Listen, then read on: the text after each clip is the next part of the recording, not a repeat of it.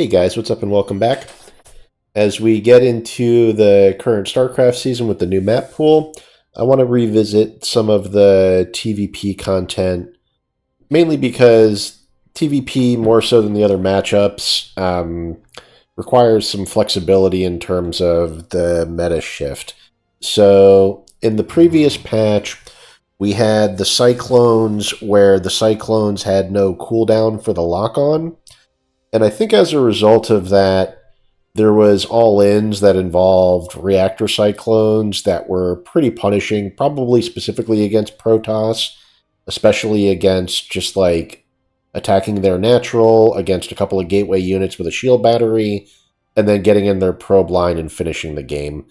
We didn't do cyclone all-ins last patch because that's not how we like to play, but there was occasions where like we would just send our Reaper and our two Reapers and our one Cyclone across the map and just start killing probes and the opponent would just quit out, right? So I think in response to that, Protoss players were doing kind of like heavier blink styles with more gateways, and that forced us to play the double gas style that we were doing, which was extremely defensive, right? So we were going Raven, 3 tanks, bunker, and basically just trying to absorb a blink all in and then counterattack.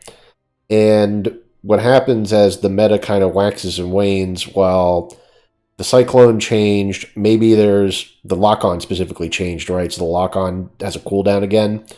So maybe now the blink all-ins are less common as a result, right? So if we play the super defensive style, what's going to happen is Protoss is going to get way too ahead. And if we just kind of leave them alone, then we fall far behind. They get basically better economy and better tech than we can, and then we can't fight their army mid-game through late game, right? So what we need to do is go back and look at the mine drop, and then what we saw on Reddit was a post from just a regular community user, and he basically outlined what the standard open for the mine drop basically should be currently, right? We have that Ryu Goes RAR video that we can go back to, which is the 311 mine drop best standard video, which we like a lot. The only real difference here is on the Reddit post, the user recommended going from the factory Hellion mine rather than triple mine. And I actually like that quite a bit because it just saves that 25 gas. It's more economical. The Hellion can start right away. And in the previous video we did on mine drop, we wanted to make that Cyclone against Oracle specifically, but that Cyclone really slows things down a little bit. So let's look at a replay on Ghost River, which is a rush map, right? So I consciously made the decision of, okay, I'm gonna try the mine drop build on this because I think it's important to test it out on the rush map.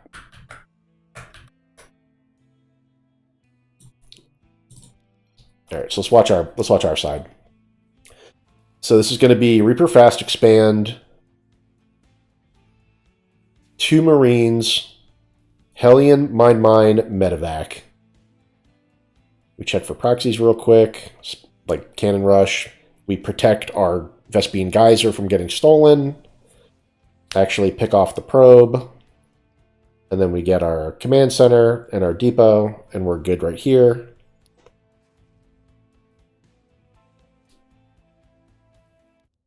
Okay, so far everything is pretty standard, right? We went across the map, we scouted, we were able to tell that it was Nexus before Cyber, and we saw both pylons. This was the second pylon being created.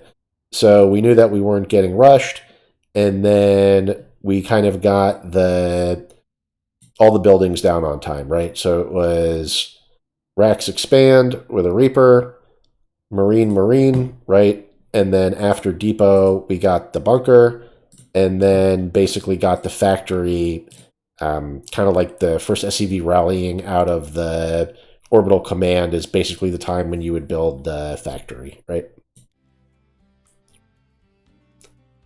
So then this is a rush map, and his Adept gets across the map quick, and our bunker is like right in time, basically, to shoo the Adept away.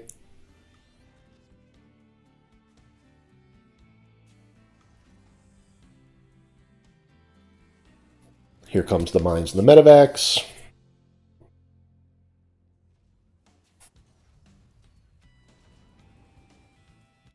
Okay, and the other nice thing about this map is the air distance from natural to natural is extremely, extremely short, right? So opponent over here is basically just going 2-gate. He went Twilight first with Blink, added another gate, now getting a Robo, right? So this isn't 3-gate or 4-gate, it's just 2-gate, so he's going to look to take his third relatively soon, right? And then let's watch the mine drop.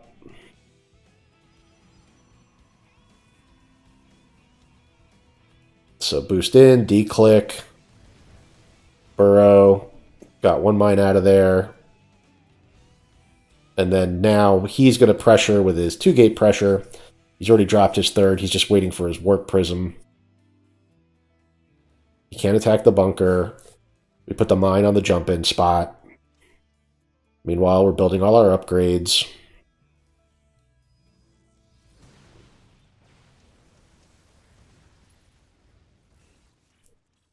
And then we just have more supply. So, like, we're at a point where our mine drop with 2 mines got 6 workers.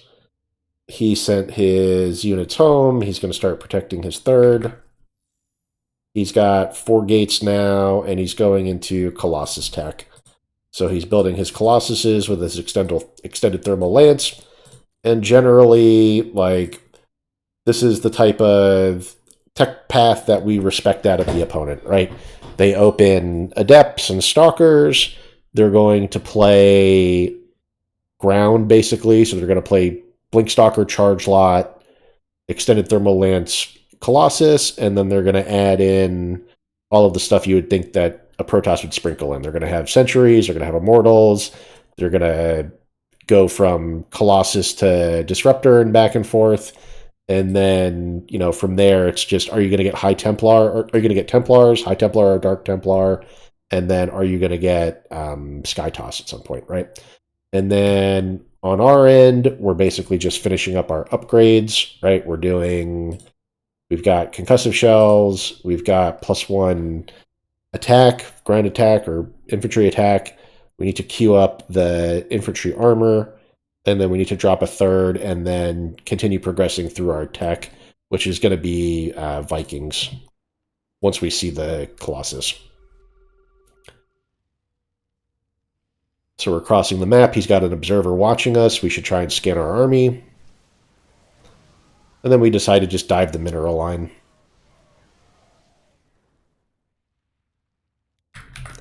So we killed another 6 probes. Kept them on their side of the map for a quick second.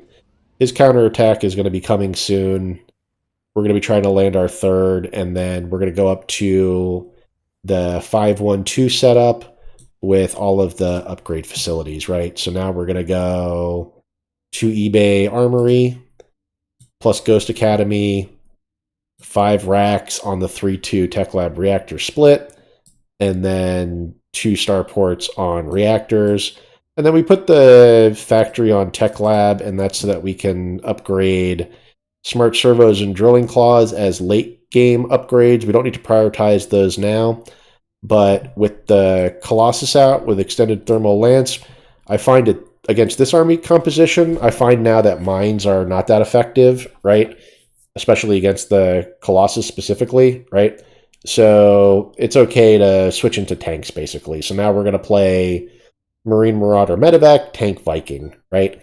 And then when we see High Templar and Dark Templar, then we can switch into Ghosts so that Ghost's EMP is the counter to both those units, right? EMP against the High Templar to sap their energy, and EMP against the Dark Templar to reveal them, right? So we don't need a Ghost just yet. We also sent a mine drop back over, and we went from 12 probe kills now to 21. So it looks like we got 9 kills or something with this. Yeah, because it was a triple mine drop. So 2 plus 3 is 5, plus 4 is 9. So while he was staging up against our third, we sent out another mine drop. And we can keep doing this, right? So at this point in the game, we should use our leftover mines for harass, and our mines are not going to be that effective at fighting their army heads up.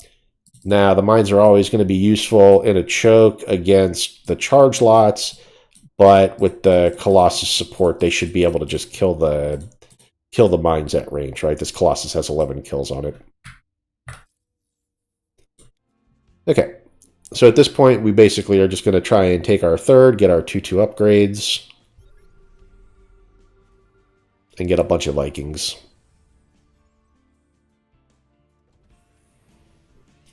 And he's got observers in good position. He sees exactly when we land this third.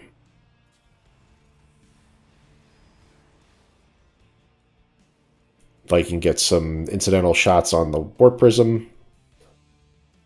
We're going to set the third up with a bunker and a depot wall so that they can't just run up this ramp and fork us, right? So we'll have bunkers kind of protecting both angles that they could come up this ramp and go to.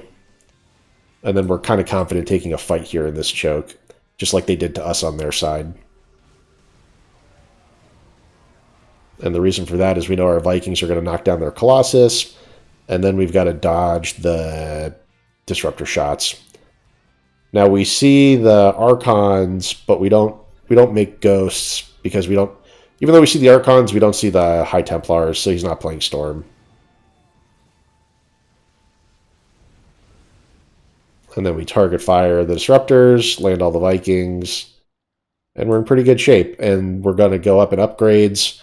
We're going to get the 3-3. We're going to get +2 ship weapons.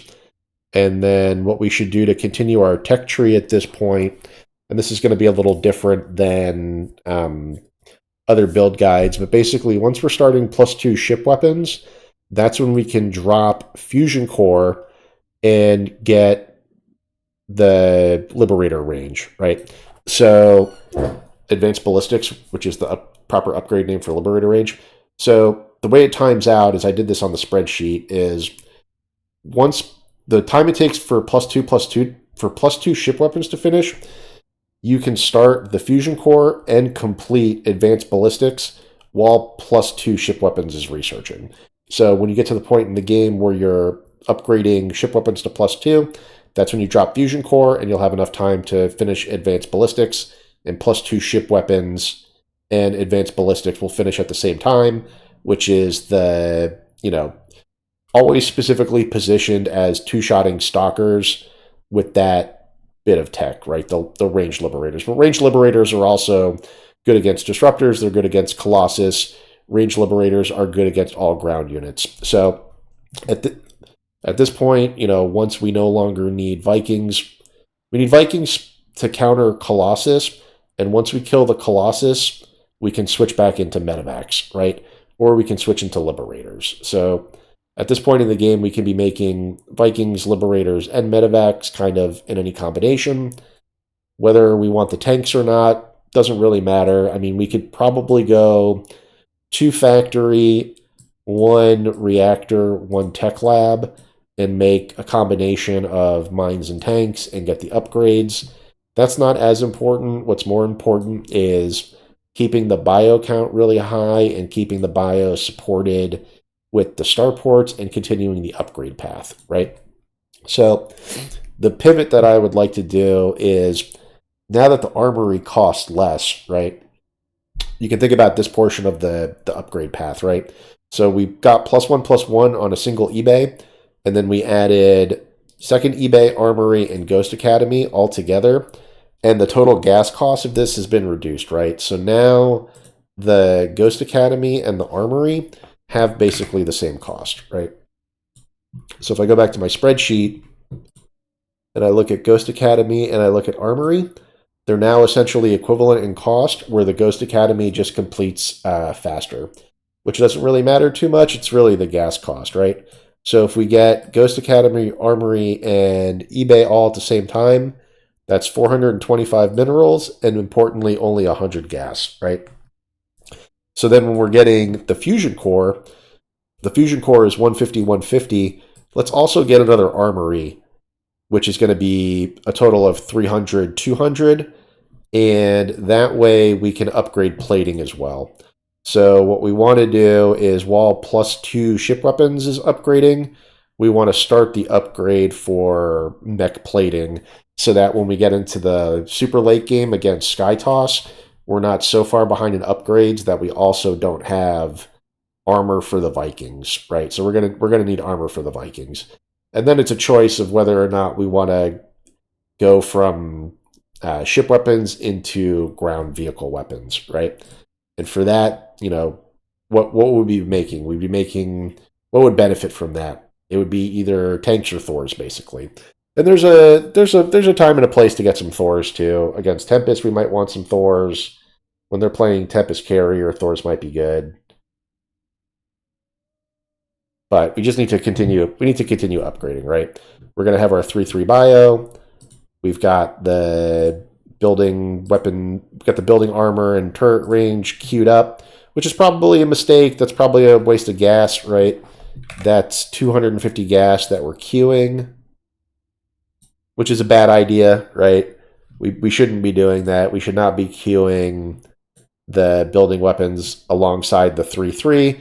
We should just wait until we get a notification that 3/3 is complete before we queue those up. That's a waste of gas. We'd be much better off spending that gas getting Armory and Fusion Core, for example, so that we can continue upgrading together, right? If we got these two upgrades queued, plus we're making new buildings, that's 450 gas. That doesn't immediately benefit us, right? That's like 3 ghosts worth of gas, almost 4 ghosts worth of gas.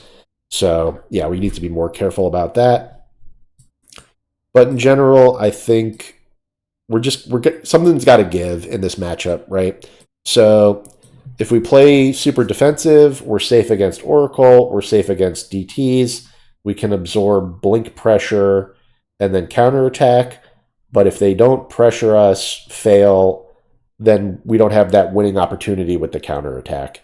So this is the more proactive, aggressive option, which is Reaper Fast Expand. The bunker is really the only thing that's going to keep us safe in the early game.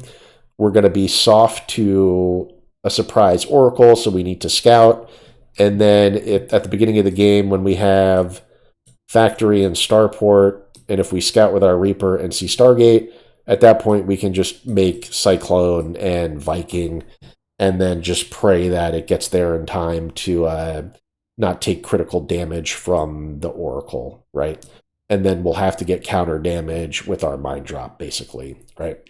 And then against DTs, well, what are we going to do? So if we see that it's 2-gate, then if it's 2-gate before Twilight, then I think we should go Tank Raven, which this setup also supports, right? So when we have, we can basically either abandon the Mind Drop and get the Tech Labs fast and go Tank Raven, 1 tank, 1 Raven, and then switch the barracks onto it, right? I'm not sure when we would get the Mind Drop in, basically. So if we see 2-gate and we overreact to it, we might have to abandon the Mind Drop, and that's kind of that's what we need to continue working through right now, is if we play Reaper Fast Expand, we need to be able to scout the tech after Cybercore and react accordingly. And if we're going to go with this Reaper Fast Expand Mind Drop build, we're going to have to get our reactions down, right? Because what we do with the Factory and the Starport is key in determining whether we're playing defense or whether we're going for a harass play, right? So, yeah, I just wanted to go back to a much more standard build. Our TvT build is like super standard as it could possibly be. We want our TvP, I meant TvT if I didn't say that right. We want our TvP build to be as standard as possible. And then for TvZ, what we need is like a very standard mech build. We hate playing bio against Zerg because we do not have the micro skill to split against Banelings. And in general, unless we commit to a Marauder heavy style, which we might look at that too, right? Like in TvZ, when we get into our 5-rack setup, we might just want to do a 3-2 split and make 2 Marauders at a time. Tech Lab Reactor split, 3 Reactors, 2 Tech Labs, and just go into Marauders and then finish on 8 racks with a 4-4 split. that's reasonable, and that's feedback that we see on Reddit a lot, which is, just play to your skill level, play to your MMR, right? The pros are basically specifically playing Marines against Banelings, where Banelings are the counter to Marines, and they just play it out anyway because they have the skill to split and overcome, right? So it's like playing Marines against Colossus, basically, is the equivalent of playing Marines against Banelings. So it's not ideal what you should be doing, and if you don't have the micro to overcome the unit counter, then you need to adjust the units, right? And the choice that we've been making for that is we'll just play mech instead, right? But the problem with mech is with mech, we're not doing a good job of pressuring on the map. And maybe the answer to that is we just need to be more aggressive with our battle mech, with our Hellion and Cyclone, and just need to be more aggressive at poking edge bases, and that'll keep them on their side of the map more while we build up our power mech composition. But those are the kinds of things we need to think about. TvP, we've not been having a good time with the matchup.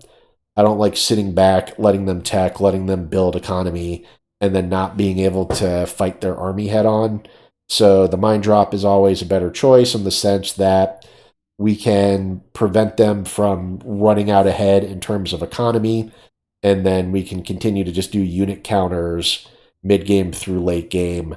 And as long as we're equal on army, equal on tech, right? Equal on economy, if we're equal on economy, army, and tech, then the games are 50-50 and we can win them, right? But if we are behind in economy and behind in tech, right? Like we might have equal-ish army supply, but they have more economy behind it, and they're further along in their tech tree than we are. Well, then we're just going to lose, right? There's no winning in that situation. So, yeah, these are the things that we're thinking about. We're going to update some additional slide content, right? So, like, I've got the TvP slides that show what the game plan is for the defensive double gas opener, and then the older slide that shows what the TvP mine drop opener is. And really the only change here is because we were following the Ryu Goes Raw guide anyway. So the only change is we thought to do the Cyclone to counter the Oracle, and I think we just need to abandon that because it takes too long for the Cyclone to build, which delays the mine drop significantly. The Hellion's just a better choice, right? So if we look at the build time for the Hellion and the Widow Mine, it's 21 seconds, right? So the Hellion and the Widow Mine are almost interchangeable in terms of cost, right? It's 100 resources, it's 21 seconds of build time, and then the only difference is the mine cost a little more gas, whereas the Cyclone has another 10 seconds of build time, almost double the cost of either of those units, right? So in the mine drop build, we're basically going to abandon Cyclone, which is the change here, and then the Hellion pairs nicely with the Reaper, and we can kind of have a little bit of map presence with that, and maybe keep their initial units kind of a little more in check, right? We've got the bunker in the front, and then we've got the Reaper and Hellion, which can roam a little bit, and then we'll get the mine drop out 10 seconds quicker, which doesn't seem like a lot, but also building the Cyclone, which costs 50 gas, is probably delaying our medevac as well, right? So when you go Hellion first, you make sure that you get your medevac like right on time, right? You want to go factory completes, start the starport, start the Hellion, and then mine medevac, right? And it'll come out right on time. So, yeah.